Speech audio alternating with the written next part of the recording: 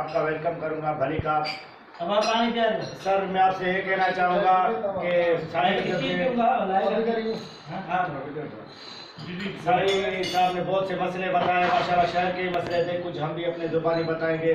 हमारे लिए शहर में बड़ा मसला, आपकी बहुत जगह मीटिंग है, मैंने सुना महेश रमेश भाई ने बताया। हमारे लिए एक मसला पुलिस है, दूसरा हमारे लिए ये जो इदारों में या इधर उधर कंपनियों में हमें सरकार प्राइवेट ड्यूटियाँ नहीं मिल रही।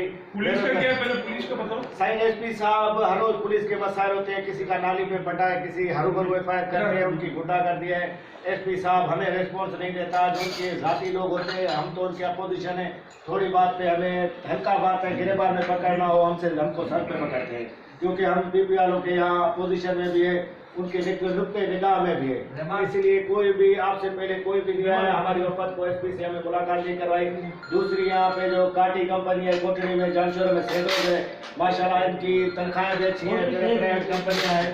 इनमें हम बेरोजगारों, हमारे काफ़ी नौजवान हैं, वर्कर हैं, वो भी बेरोजगार हैं, काम करना चाहते हैं, पर हमें कोई रिस्पॉन्स नहीं है। मैं भी आपको गुजारिश करूंगा कि वफद की सूरत में हमें ले चले, हमें उनसे मुतारफ़ कराएं, अपना नंबर दें कारकुनों को, जैसे हम कल को उनसे रब्ता कर सकें, एक दो संगत के लिए नौकरियां ले सकें। मेहरबानी।